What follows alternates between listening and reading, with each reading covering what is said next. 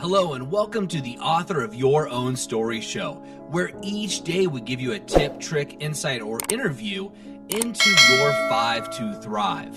That means on Monday you're getting something on the mind, Tuesday we cover the body, Wednesday the soul, Thursday relationships, Friday business, and on the weekend, Saturday and Sunday, you get mixed bag where you never know what's coming. But every show is designed to give you another opportunity to up-level your game and become the author of your own story. Let's get started.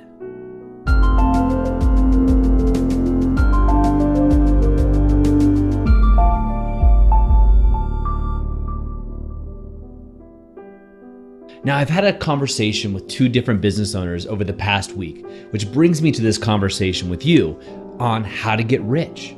Now, both of these business owners had an idea. They'd seen people on social media advertising their marketplace, the way that they do it, right? And it was kind of that flashy tone, the Bentley, the nice house, the vacations, the stuff that all of us probably want.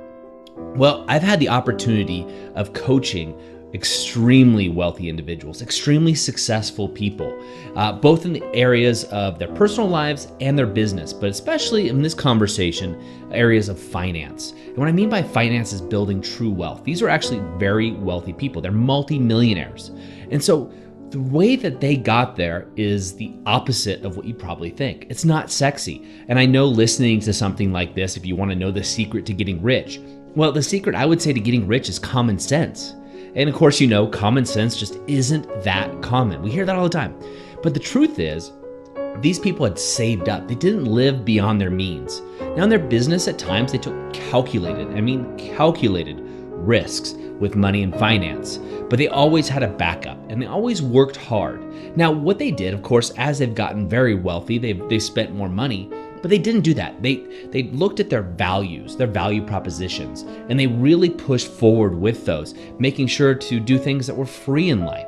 And in their early years, and I would say early being 20s, 30s, and 40s, these people, for the most part, really focused on wealth accumulation rather than spending. Now, what do a lot of us do? We get a raise, we get a commission, we get a bonus or something along those lines.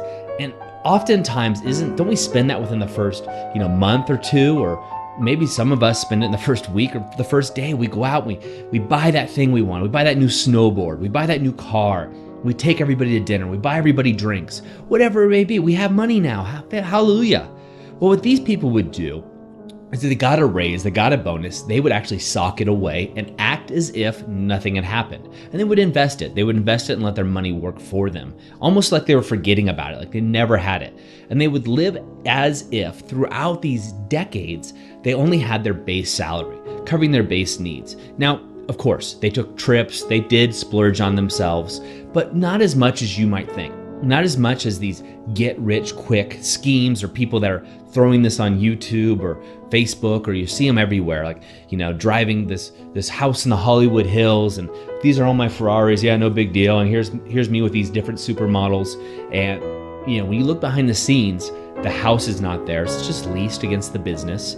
The girls are rented, and the cars are leased as well, and they're not owned by even the company.